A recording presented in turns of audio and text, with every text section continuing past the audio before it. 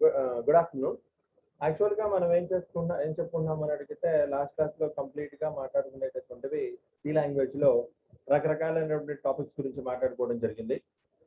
So అంటే రకరకాలైనటువంటి topics అంటే బియాండ్ టాపిక్స్ దాటి బయటికి వెళ్ళలేదు. సో విత్ ఇన్ ద టాపిక్స్లోనే మనము సి లాంగ్వేజ్లో నేర్చుకోవడం జరిగింది. ఏంటి అని అడిగితే సి లాంగ్వేజ్లో basically constants are classified into 2 categories. First one will be called as the primary constants and the second one will be called as secondary constants అని చెప్తూ ఉంటారు. ఈ ప్రైమరీ కాన్స్టెంట్స్ లోనే మనకు కావాల్సినటువంటి వేరియబుల్స్ ఏవైతే ఉన్నాయో ఆ వేరియబుల్స్ మొత్తాన్ని ప్రైమరీ కాన్స్టెంట్స్ అని మాట్లాడతారు. That is nothing but without having any decimal constants, decimal players కనుక అయితే అలాంటి వాటిని ఇంటిజర్ కాన్స్టెంట్స్ అంటారు. అలాగే డెసిమల్ ప్లేయర్స్ కనుక ఉంటే వాటిని రియల్ కాన్స్టెంట్స్ అంటారు. ఒకే అక్షరం కనుక ఉంటే దాన్ని క్యారెక్టర్ కాన్స్టెంట్స్ అంటారు. గ్రూప్ ఆఫ్ లెటర్స్ కనుక ఉంటే వాటిని స్ట్రింగ్ కాన్స్టెంట్స్ అని మాట్లాడుతూ ఉంటారు. ఈ కాన్స్టెంట్ ని స్టోర్ చేయడానికి ఉపయోగపడేటటువంటి వాటినే వేరియబుల్స్ అని మాట్లాడతారు. అంటే ఇంటిజర్ వేరియబుల్ అనేటది ఉంటుంది ఇంటిజర్ కాన్స్టెంట్ ని స్టోర్ చేయడానికి, ఫ్లోట్ వేరియబుల్ అనేటది ఉంటుంది రియల్ కాన్స్టెంట్ ని స్టోర్ చేయడానికి, క్యారెక్టర్ వేరియబుల్ అనేటది ఉంటుంది క్యారెక్టర్ కాన్స్టెంట్ ని స్టోర్ చేయడానికి ఉపయోగపడుతుంది అనేటటువంటి దాని గురించి మనము ఈ ప్రైమరీ కాన్స్టెంట్స్ లో మాట్లాడుకోవడం జరిగింది. After completion of the primary constants we are entering into the next two major topics that is called as a secondary constants అని మాట్లాడతారు. ఈ సెకండరీ కాన్స్టెంట్స్ లో మేజర్ గా సి లాంగ్వేజ్ లో ఎన్ని ఉన్నాయి సార్ అని అడిగితే బేసికలీ 5 టాపిక్స్ ఉంటాయి. First one will be called as arrays అని మాట్లాడతారు. Second one will be called as functions. Third one will be called as pointers. Fourth one will be called as structures and fifth one will be called as files. ఈ 5 topics అయితేనే మనకి secondary constants అనేటటువంటిది successful గా complete అయినది. ఇందులో మనం arrays అనే దాని గురించి కూడా చెప్పాను. ప్రీవియస్ క్లాసెస్ లో what do you mean by array, how many types of array అనేటువంటి దాని గురించి చెప్పడం జరిగింది. So what do you mean by an array? An array is nothing but it is a group of similar data items are allocating the memory in consecutive positions, that is called as an array. ఒకే జాతికి చెందిన వాటిని మొత్తాన్ని కనుక మనం పక్క ఒకే చోట కనుక పెడితే దాన్ని అరే అని కాల్ చేస్తారు. లేకపోతే మెమరీ అనేటటువంటిది పక్క లొకేషన్స్ లో కనుక యాడ్ అయినా దాన్ని అరే అని మాట్లాడుతూ ఉంటారు. ఈ అరేలో బేసికల్ గా ఏమవుతుంది సార్ అడిగితే 2 రకాలు ఉంటాయని చెప్పాను. That is called as single dimensional array, అదే విధంగా డబుల్ డైమెన్షనల్ అరే. సో అరేలో రిప్రజెంటేషన్ కనుక చేయాలి అనుకుంటే it is basing on the index. Array index always starts with 0 and ends with size -1. అలా అరేస్ గురించి మాట్లాడుకోవడం జరిగింది. And after completion of the array, second one will be called as a functions antaru. So what do you mean by function? Function is nothing but it is a self-contained block which having the set of statements to accomplish a particular task.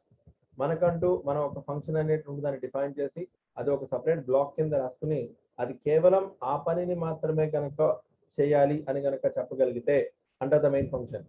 అలా కనుక చేయాలి అని కనుక చెప్పగలిగితే దాన్ని function అంటారు. So actual గా functions లో ఏంటి అని అడిగితే పార్ట్స్ ఆఫ్ ద ఫంక్షన్స్ గురించి కనుక మాట్లాడాలి అనుకుంటే అందులో 3 ఉంటాయి. ఫంక్షన్ డిక్లరేషన్ అని, ఫంక్షన్ కాలింగ్ అని, ఫంక్షన్ డెఫినేషన్ అని. ఏమీ చెప్పలేదు అనుకోండి సార్, మెయిన్ ఫంక్షన్ లో కనుక యూజ్ చేసుకుని కాల్ చేస్తే దాన్ని ఫంక్షన్ కాలింగ్ అంటారు. అలా కాకుండా ఫంక్షన్ కి సంబంధించినటువంటి యాక్చువల్ మీనింగ్ కనుక చెప్తే దాన్ని ఫంక్షన్ డెఫినేషన్ అంటారు. అండ్ ఫంక్షన్ లో వచ్చినప్పటికి ఏంటి అని అడిగితే టైప్స్ గురించి కనుక మాట్లాడితే ఫంక్షన్ టైప్స్ వచ్చినప్పటికి 4 కేటగిరీస్ ఉంటాయి.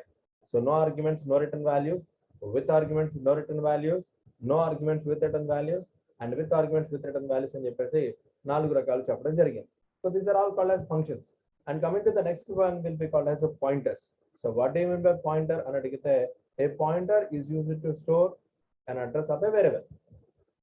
ఒక వేరియబుల్ యొక్క అడ్రస్ కనుక స్టోర్ చేయాలి అనుకుంటే then we can use pointers.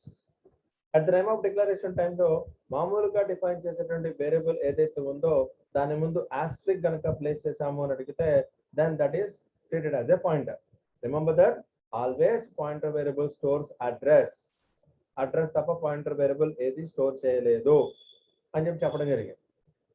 And the next one will be called as structures అని మాట్లాడుతూ ఉంటారు. స్ట్రక్చర్స్ లో వచ్చినప్పటికీ ఏమవుతుంది అని అడిగితే a structure is a combination of different data types. వేరు జాతుల మొత్తాన్ని కనుక మనం ఒక చోట కనుక పెట్టి అంటే వేరు జాతులు ఇన్ ద సెన్స్ వేరు రకాలైనటువంటి data types, different data types of variables can be combined together and we specify a particular name indicated by a name that is called as a structure. Different data types combination మొత్తాన్ని మనం తీసుకొచ్చి దానికి ఒక identifier అనేటువంటిది పెట్టుకుని దాని ద్వారా కనుక మనం వర్క్ చేయగలిగితే దాన్ని స్ట్రక్చర్ అని మాట్లాడుతూ ఉంటారు, అందులో నో డౌట్ అబౌట్ దట్. కానీ స్ట్రక్చర్ లో మనం డిఫైన్ చేసినటువంటి కీవర్డ్ ఏంటి అని అడిగితే స్ట్రక్ట్ అనేటటువంటి కీవర్డ్ తో డిఫైన్ చేయాలి. అదే నేను కాస్త చెప్పాను, స్ట్రక్ట్ అనేటువంటి కీవర్డ్, ఆ స్ట్రక్చర్ పేరు, దాని మొత్తాన్ని రిప్రజెంట్ చేయడానికి ఒక ఐడెంటిఫైయర్. జస్ట్ లైక్ నేను ఏం చెప్పాము, ఒక బుక్ అనేది తీసుకున్నాం, స్ట్రక్చర్ బుక్ అని తీసుకుని అందులో book ID, book name, book price తీసుకుని మొత్తానికి కలిపి మనం B1 అనేటటువంటి దాన్ని పెట్టుకోవడం జరిగింది. ఆ B1 అనేటువంటి దాన్ని ఏమంటామంటే ఐడెంటిఫైయర్ అంటారు. ఆ ఐడెంటిఫైయర్ ని బేస్ చేసుకుని అందులో ఉండేటటువంటి దాన్ని మనం కాల్ చేసుకోవచ్చు. డేటా టైప్స్ ఏవైతే ఉన్నాయో వాటి మొత్తాన్ని మనం కాల్ చేసుకోవచ్చు, దానికి అబ్జెక్షన్ లేదు. So this is about our structure. And after completion of that internal గా వీటిలోనే మనం వర్క్ చేసేటప్పుడు one of the major topic cover అవుతుంది sir. So that is the today's topic. ఆ టాపిక్ పేరే ఏంటి అని అడిగితే స్ట్రింగ్స్ అని మాట్లాడుతూ ఉంటారు. It is called as a strings అని మాట్లాడుతూ ఉంటారు.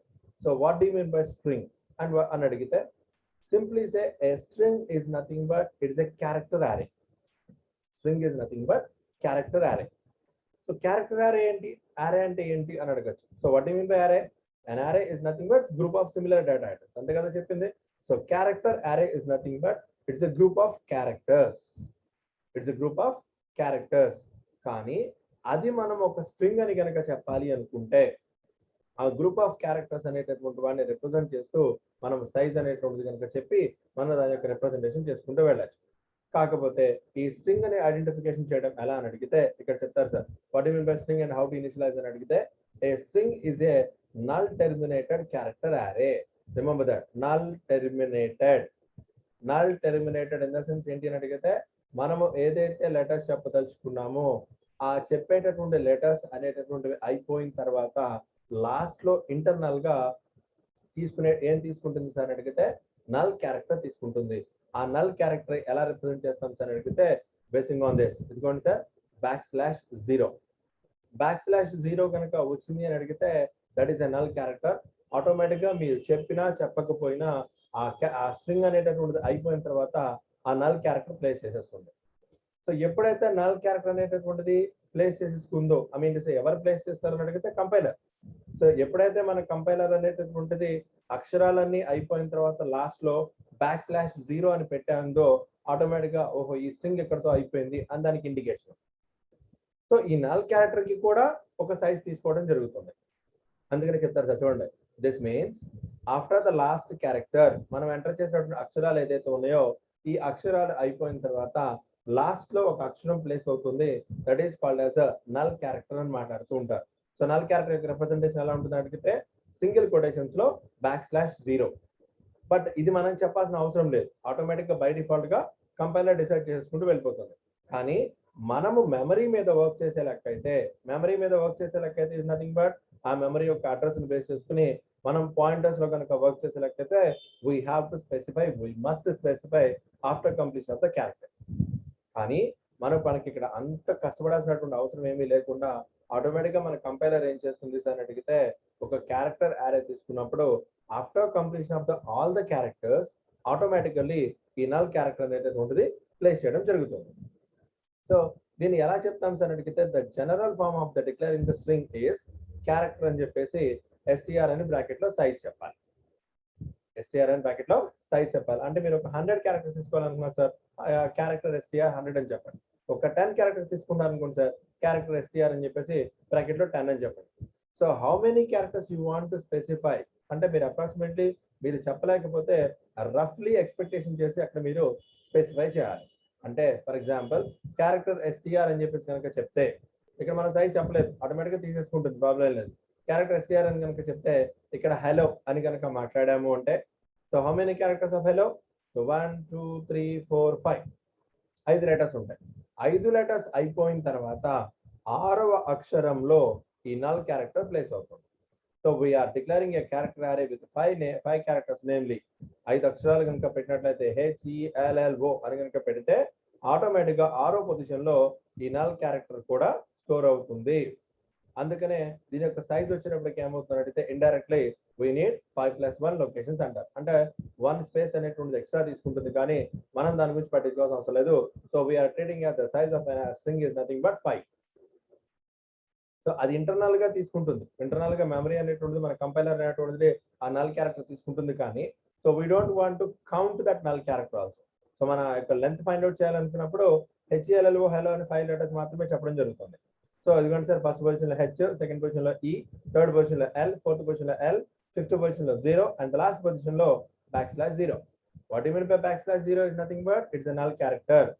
So whenever the completion of all the characters next position లో కనుక null character కనుక ప్లేస్ అయింది అని అడిగితే compiler will understand from this point onward that string is over. ఆ పొజిషన్ లో స్ట్రింగ్ అయిపోయింది అనేటటువంటి కంపైలర్ కి అర్థమవుతుంది. సో అలా అర్థమవడం కోసం పెట్టేటువంటి కాన్సెప్టే /0. అదే పెట్టుకుంటుంది. ఎవరు? కంపైలర్ డిసైడ్ చేసుకుంటుంది.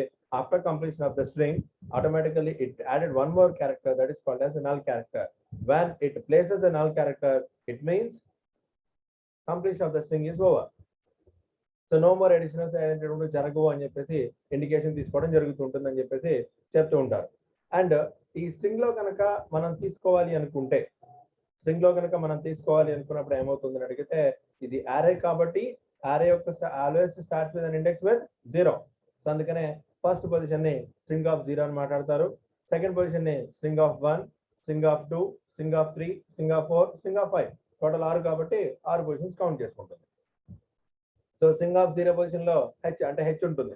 హెచ్ పొజిషన్ ఏమొస్తుంటే 1000. అంటే చెప్పాను కదా, అడ్రస్ మనం చెప్పడానికి మాత్రమే, మనం ఐడెంటిఫికేషన్ చేసుకోవడం, మనకు అర్థం అవడం కోసం 4 డిజిటెడ్ కానీ 5 డిజిటెడ్ కానీ పెట్టుకోవచ్చు.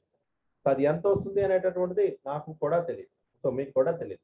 సో కంపైలర్ అనేటువంటిది కంపైల్ చేసినప్పుడు దానికి ఎక్కడ కన్వీనియంట్ గా ఉంటే అక్కడ మెమరీ అలొకేట్ చేయడం జరుగుతుంది. ఆ మెమరీని రిప్రజెంట్ చేయడం కోసం మాత్రమే we are using a 4 digited number or 5 digited number. So ఈ ఫస్ట్ పొజిషన్ లో మనం అనుకునేటువంటి దాని ప్రకారము స్ట్రింగ్ ఆఫ్ 0 అనగానే 1000 అనేటువంటిది 4 digited number. So this is the starting address of an array. So automatic గా క్యారెక్టర్ అనేటువంటిది స్ట్రింగ్ కాబట్టి ఓన్లీ 1 బైట్ ఆక్యుపై చేస్తుంది కాబట్టి next position 1001, next position 1002, next position 1003, అలా 1005 వరకు వెళ్తుంది. సో రిమెంబర్ దట్ కాన్సిక్యూటివ్ లోనే ఉన్నాయి నెంబర్స్ మొత్తము.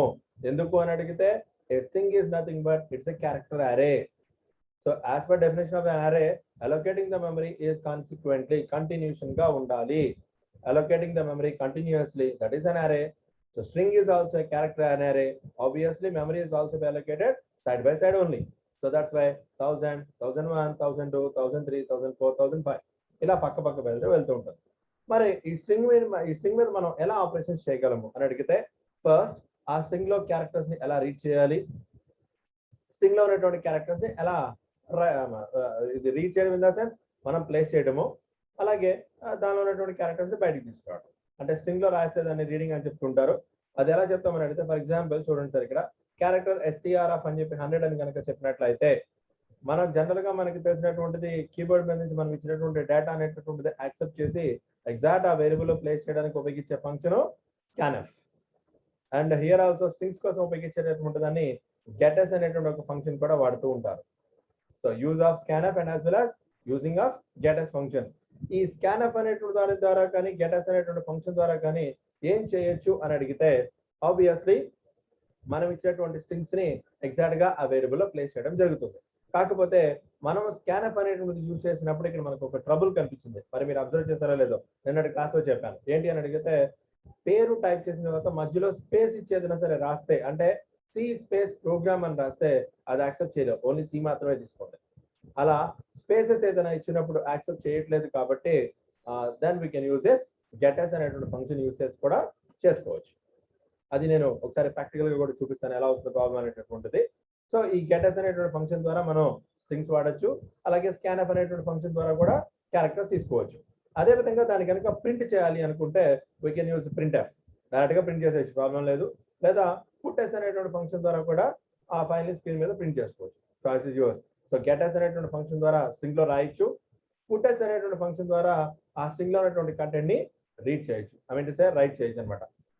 దీని మీద కనుక వర్క్ చేయాలి అనుకుంటే యాక్చువల్ గా ఏం జరిగింది అని అడిగితే, వర్క్ చేసేటప్పుడు అంటే ఈ స్ట్రింగ్ యొక్క దాని మీద వర్క్ చేసేటప్పుడు ఆ స్ట్రింగ్ యొక్క లెంత్ ని క్యాలిక్యులేట్ చేయడము, ఆ స్ట్రింగ్ మొత్తాన్ని క్యాపిటల్ లెటర్స్ లోకి మార్చుకోవడము, స్మాల్ లెటర్స్ లోకి మార్చుకోవడము, రెండు స్ట్రింగ్లు కలపడము అనేటువంటి దాని గురించి ప్రతి ఒక్క దానికి ఇక్కడ ఒక అల్గోరిథం అనేటువంటి ఉంటుంది సార్. కొంచెం ముందుకెళ్తే ప్రతి ఒక్క దాని గురించి అల్గోరిథం చెప్పడం జరుగుతుంది. So this is string operations అండి. సో ఇది లెంత్ ఫైండ్ అవుట్ చేయడానికి ఉపయోగించేటువంటి algorithm. So what you mean by algorithm? very fast class లో చెప్పాను. What you mean by algorithm? An algorithm is nothing but is a step by step procedure to solve a particular task. మరి ఇక్కడ మన task ఏంటి? ఇచ్చినటువంటి string యొక్క length ని find out చేయాలి. ఆ ఇచ్చిన లెంత్ యొక్క ఫైండ్ అవుట్ చేయడానికి ఎలా ఫైండ్ అవుట్ చేస్తామో దానికి సంబంధించి లూపింగ్ మొత్తం రాసేసి లెంత్ క్యాలిక్యులేట్ చేయడానికి ఒక అల్గోరిథం రాశారు. అదేవిధంగా అప్పర్ కేస్ స్మాల్ లెటర్స్ ని అప్పర్ కేస్ కిందకి మార్చుకోవడానికి కూడా ప్రతి ఒక్క దానికి అగైన్ యాజ్ యూజువల్ గానే ఇదిగోండి సార్ దీనికి ఒక అల్గోరిథం రాశారు. అలాగే లోయర్ కేస్ కిందకి మార్చుకోవడానికి కూడా ఒక అల్గోరిథం రాస్తారు. ఇలా రెండు స్ట్రింగ్లు కలపడానికి కూడా అల్గోరిథం రాస్తారు. సో ప్రతిసారి ఏమైందని అడిగితే ఇవన్నీ వీటికి సంబంధించిన ప్రోగ్రామ్ మనం రాయాలి. కానీ ఇన్ని ప్రోగ్రామ్స్ మనం రాసేటప్పటికి ఏమవుతుంది అడిగితే after completion of all the programs నేను అవన్నీ చెప్పుకుంటూ వెళ్ళాలనుకుంటారు. ఆటోమేటిక్ మీరు ఏమంటారంటే సియా అమ్మో చచ్చేంత భయంకరంగా ఉంది సార్ మాకేం చెప్పలేదంట. సో ఆ బాధ లేకుండా ఉండటానికి అంటే అల్గోరిథం అనేటటువంటిది మనం చేయొచ్చు. ప్రొసీజర్ ఎలా తెలుస్తుందో చెప్తాము. ఈ ప్రొసీజర్ అనేటువంటి దాన్ని మనం తప్పించుకోవడానికి అంటే ఆల్రెడీ ఈ కోడింగ్ అనేటువంటి మొత్తం ఆల్రెడీ చేసి పెట్టేశారంటే జస్ట్ లైక్ ప్రింట్ఎఫ్ అంటే స్క్రీన్ మీద ప్రింట్ చేయడము, స్కాన్ఎఫ్ అంటే ఆటోమేటిక్గా మనం ఇచ్చేటువంటి డేటాని యాక్సెప్ట్ చేయడానికి స్కాన్ఎఫ్, అదేవిధంగా అవుట్పుట్ రావడం కోసం మనం ప్రింట్ఎఫ్ యూజ్ చేస్తూ ఉంటాం. అక్కడ ఎలా కోడింగ్ అయితే రాశారో అలాగే ఈ స్ట్రింగ్స్ మీద కూడా వర్క్ చేయొచ్చు. ఏంటి అని అడిగితే ఆ స్ట్రింగ్ యొక్క లెంత్ ని ఫైండ్ అవుట్ చేయడానికి ప్రోగ్రామ్ రాశారు. ఆ ఇచ్చినటువంటి స్ట్రింగ్ మొత్తాన్ని అప్పర్ కేస్ కింద మార్చుకోవడానికి ప్రోగ్రామ్ రాశారు. ఇచ్చిన క్యారెక్టర్స్ ని లోయర్ కేస్ కిందకి మార్చుకోవడానికి కూడా ఈ అల్గోరిథం ని బేస్ చేసుకుని ఆల్రెడీ ప్రోగ్రామ్ రాసిస్తారంటే ఈ ప్రోగ్రామ్స్ అనేటటువంటి రాయడానికి ఉపయోగించేటటువంటి ఫంక్షన్స్ ఏంటి అని అడిగితే so these are all about మన functions. So these are all functions ఏంటి అని అడిగితే first one will be called as strcat. strcat stands for string concatenation. strcat stands for string concatenation అంటే సో ఏంటి అని అడిగితే రెండు పేర్లని ఆర్ రెండు స్ట్రింగ్స్ ని కలపాలి అనుకుంటే we can use as string concatenation. So అందుకనే చెప్తాం the purpose of this function is used to concatenate. Concatenate is nothing but combining, కలపటం. ఏంటి రెండు డిఫరెంట్ స్ట్రింగ్స్ కనుక ఉంటే వాటిని మొత్తాన్ని కనుక ఒకేలాగా కనుక కలపాలి అనుకుంటే we can use this string concatenation. So ఏం చేస్తామని అడిగితే సింప్లీ సే strcat హెల్లో అంటారు ఫ్రెండ్ అనేటటువంటిది. యాక్చువల్ గా ఈ రెండు స్ట్రింగ్స్ కానీ ఒకే దాని మారిపోతుంది. హలో ఫ్రెండ్ అనేటువంటిది ఒకలాగే వచ్చేస్తుంది. అదే విధంగా రెండు స్ట్రింగ్స్ ని కంపేర్ చేయాలి అనుకుంటే we can use strcmp అనేటువంటి function. So what you mean by this strcmp function is nothing but it is comparing two strings. If both strings are equal then it returns the value 0, otherwise it returns the value 1 greater than 0. So అంటే ఏంటి అని అడిగితే రెండు strings ని కనుక compare చేయాలి అనుకున్నప్పుడు ఆ రెండు గనక ఈక్వల్ అయితే అది 0 రిటర్న్ చేస్తుంది. ఆ రెండు కనుక 0 కాలేదనుకోండి సార్ మోర్ దాన్ 0 వచ్చింది అనుకోండి sir both strings are not equal. So దీనికి సంబంధించిన కోడింగ్ కూడా రాసుకుంటాం మనం. అదే విధంగా ఒక స్ట్రింగ్ లో ఉండేటటువంటి కంటెంట్ ని కాపీ చేయాలి అనుకుంటే we can use this string copy. అంటే ఒక స్ట్రింగ్ ని వేరొక స్ట్రింగ్ లోకి కాపీ చేయొచ్చు. we can use this string copy. And in the same procedure దాని యొక్క లెంత్ ఫైండ్ అవుట్ చేయాలి అనుకుంటే we can use this string length, strlen. ఆటోమేటిక్గా ఏమవుతుంది అడిగితే మనం ఇచ్చినటువంటి స్ట్రింగ్ యొక్క లెంత్ ని క్యాలిక్యులేట్ చేయొచ్చు. అదే విధంగా వెనక్కి ఆ స్ట్రింగ్ మొత్తాన్ని రివర్స్ లో చూపించాలి అనుకుంటే strrev which stands for string reverse. ఈ ఫంక్షన్ వల్ల ఉపయోగం అడిగితే ఇచ్చిన స్ట్రింగ్ రివర్స్ అవుతుంది. అదే విధంగా క్యాపిటల్ లెటర్ అంటే మనం ఇచ్చినటువంటి లెటర్స్ మొత్తం కనుక క్యాపిటల్ లెటర్స్ లో కనుక ఉంటే దాన్ని లోయర్ కేస్ లో కింద మార్చాలి అనుకుంటే strlwr అని మాట్లాడతారు. strlwr stands for string lower. అదే విధంగా అప్పర్ కేస్ లో కనుక మారాలి అనుకుంటే strupr స్ట్రింగ్ అప్పర్. అంటే ఆటోమేటిక్ గా క్యాపిటల్ లెటర్స్ కిందకి వెళ్ళిపోతుంది. అదే విధంగా స్మాల్ లెటర్స్ కి వెళ్ళిపోతుంది. జనరల్ గా ఇంకా చాలా ఫంక్షన్లు ఉన్నాయండి, కానీ మనం రఫ్ గా మనం ఈ 7 ఫంక్షన్స్ మాక్సిమం మనం యూజ్ చేయడం జరుగుతుంది. రేపు మిమ్మల్ని ఎగ్జామినేషన్ పాయింట్ ఆఫ్ వ్యూలో what you mean by strings and what are the operation performed on the string అన్నప్పుడు మీరు స్ట్రింగ్స్ అనేటువంటి దాని గురించి రాసి ఆ స్ట్రింగ్ మీద ఎలాంటి ఆపరేషన్ చేయగలం ఇన్ ద సెన్స్ ఈ ఫంక్షన్స్ రాసుకుంటే సరిపోతుంది. సో రెండు స్ట్రింగ్స్ ని కలపాలి అనుకుంటే స్ట్రింగ్ కంకాటినేట్ అనే ఫంక్షన్, అదే విధంగా రెండు స్ట్రింగ్స్ ని కంపేర్ చేయాలి అనుకుంటే strcmp అనే ఫంక్షన్, అదే విధంగా ఒక స్ట్రింగ్ ని ఇంకొక స్ట్రింగ్ లోకి కాపీ చేయాలి అనుకుంటే strcpy అనేటువంటి ఫంక్షన్, దాని యొక్క లెంత్ క్యాలిక్యులేట్ చేయాలి అనుకుంటే strlen అనేటువంటి ఫంక్షన్, మొత్తం క్యాపిటల్ లో కనుక పెట్టుకోవాలనుకుంటే strupr, స్మాల్ లెటర్స్ లో కనుక వెళ్ళాలి అనుకుంటే strlwr, రివర్స్ లో రాయాలి అనుకుంటే strrev. ఇలా రివర్స్ లో రాసుకుంటూ వెళ్తారని చెప్పేసి చెప్పడం జరుగుతుంది. These are all string functions అని చెప్తూ ఉంటారు. సో దీన్ని వర్కౌట్ చేయాలి అనుకుంటే ఒకసారి దీన్ని సిస్టంలో ఒకసారి చూద్దాం ఏం జరుగుతుందో. సో దిస్ ఇస్ ఆబ్వియస్లీ సిస్టంలోకి ఓపెన్ అవుతున్నాను.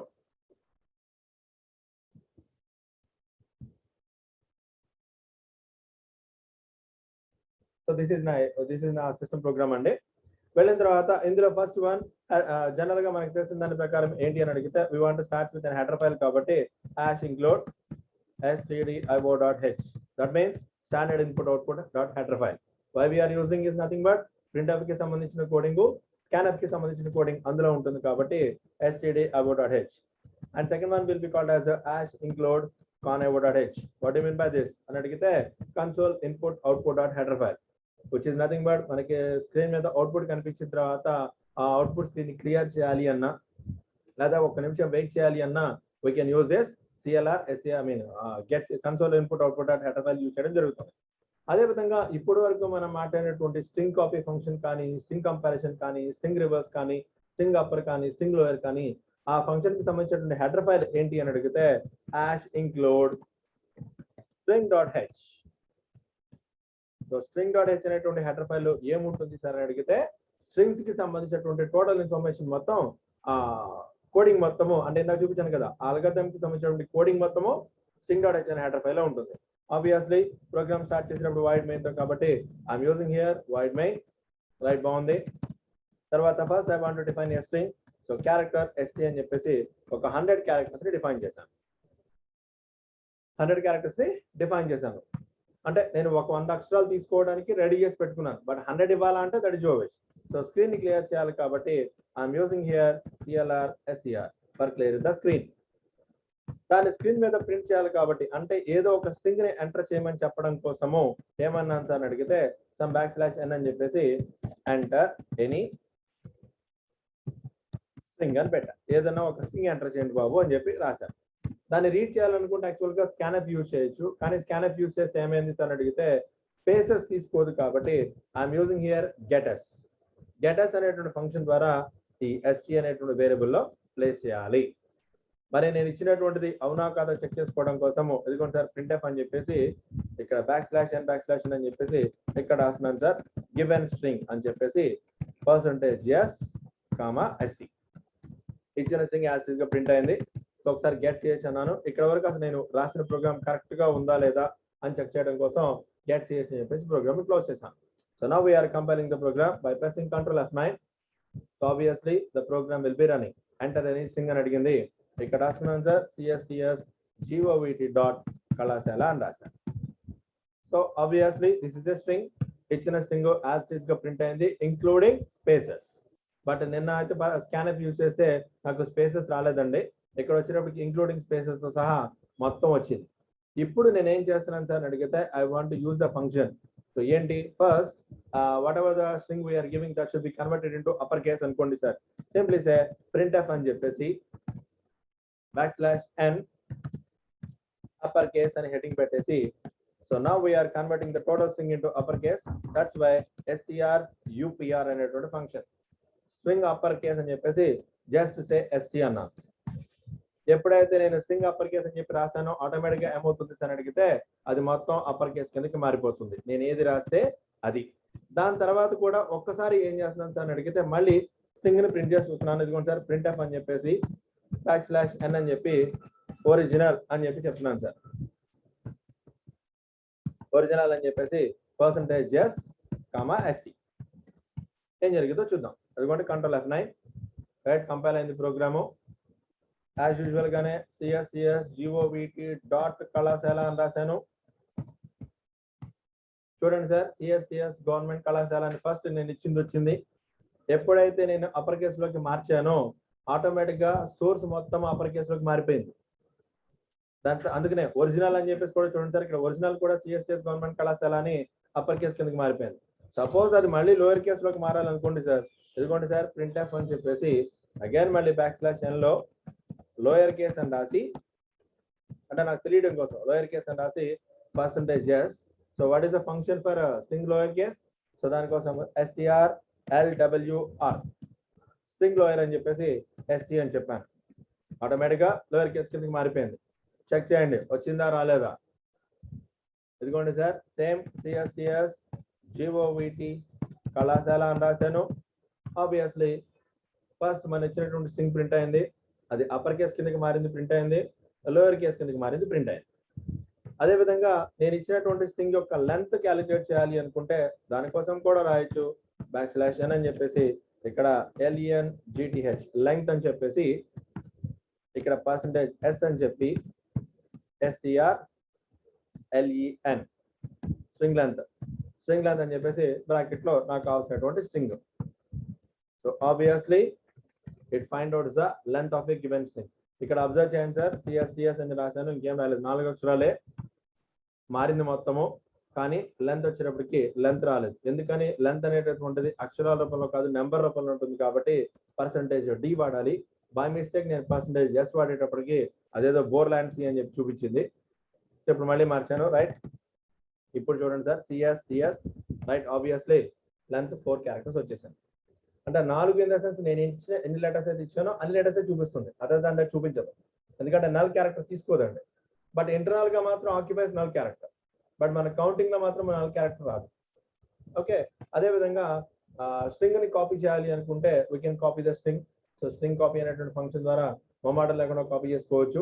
ఎలా కాపీ చేస్తాం సార్ అని అడిగితే, first suppose I'm giving one more ST1 అని చెప్పి రాసుకున్నాను సార్, కామా ST1 అని చెప్పేసి ఒక 20 క్యారెక్టర్స్ తీసుకున్నాను. ఇప్పుడు నేనేం చేస్తున్నాను సార్ అని అడిగితే, ఆ అక్షరాన్ని కాపీ చేయాలనే ఉద్దేశంతో STRCPY స్ట్రింగ్ కాపీ అని చెప్పి పెట్టి దేనిలో కాపీ చేస్తున్నాను, ST1 అనేటటువంటి దానిలోకి. Here I'm saying this is not ST, this is ST1. So ST1 లోకి కామా పెట్టి ఏ అక్షరాన్ని అయితే కాపీ చేయాలన్నారో ఆ అక్షరం పేరు రాసుకోండి. Suppose I want to copy exit అనేదో మెసేజ్ రాశాను. సో ఇప్పుడు ఈ ఎగ్జిట్ అనే వర్డ్ వెళ్ళి ST1 లో ప్లేస్ అవుతుంది, అవునా కాదా చెక్ చేద్దాం. సో printf అని చెప్పేసి \n %s, ST1